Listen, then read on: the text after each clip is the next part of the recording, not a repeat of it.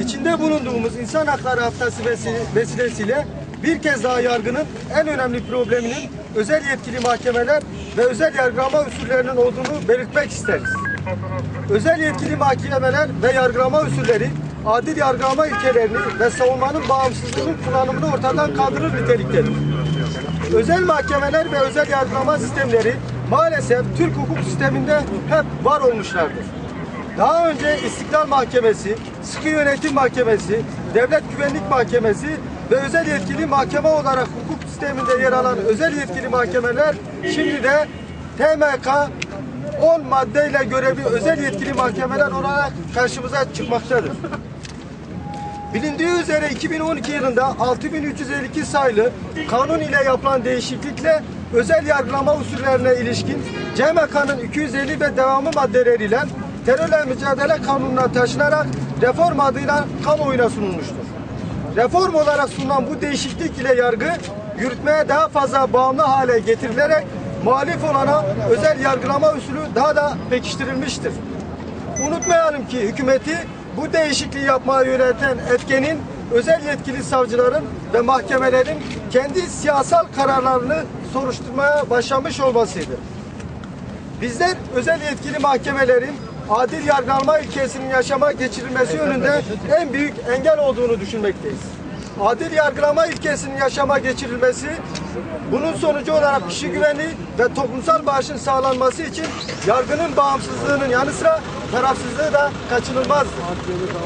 Yargı, adaletin gerçekleşmesi yoluyla toplumsal bağışın sağlanmasında görevini yerine getirmezse toplumda adalet inancı sarsılır ve toplum kendini güvensiz ve güçsüz hisseder. Değerli basın mensupları, özellikle belirtmek gerekir ki özel yetkili mahkemelerin varlığından kaynaklı özel yargılama usulünün getirdiği uygulamalar adil yargılanma hakkını açıkça sınırlamaktadır.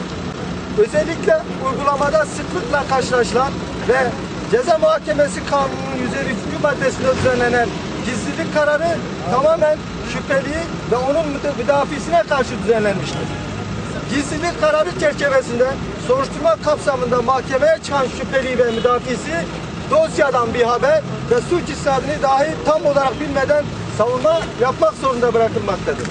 Oysa çağdaş ceza muhakemesi hukukunda soruşturmanın gizliliği şüphelinin haklarını korumak için kullanılan bir yöntem. Yine özel yetkili mahkemelerde sıklıkla başvurulan ve hükme esas alınan gizli tanıklık kurumu ceza hukukunun temel prensiplerinden silahların eşitliği ilkesine ve adil yargılanma hakkını tamamen ortadan kaldıran bir uygulamadır. Tanığın kimliğinin gizlenmesi suretiyle sanık ve müdafinin yokluğunda dinlenmesi sanık haklarının ve adil yargılanma ilkesinin açık bir ihlalidir. Yine hükme tek başına esas olacak nitelikte telefon ve ortam dinlemeleriyle verilen mahkumiyetler kabul edilemez uygulamalardandır. Özel yetkili mahkemelerce yapılan yargılamalardaki uzun tutukluk süreleri uygulamada karşılaşılan en büyük sorunlardandır. Bütün bu uygulamalarıyla adil yargılama önünde büyük bir engel teşkil eden ve hala yargılamalara devam eden Ceza Muhakemesi Kanunu 250. maddesi kapsamında özel yetkili mahkemelerin yargılamalarına son verilmesi, Terörle Mücadele Kanunu'nun 10. maddesi kapsamında kurulan mahkemelerin kaldırılması yönünde gerekli yasal düzenlemelerin yapılması gerektiğini bir kez daha vurgular. Geçmişle yüzleşme, adaletin gerçekleşmesi ve toplumsal hakikatin sağlanması için de tarafsız yargıya ihtiyacımızın varlığını belirterek hepinize sağlık ve başarılar diliyoruz.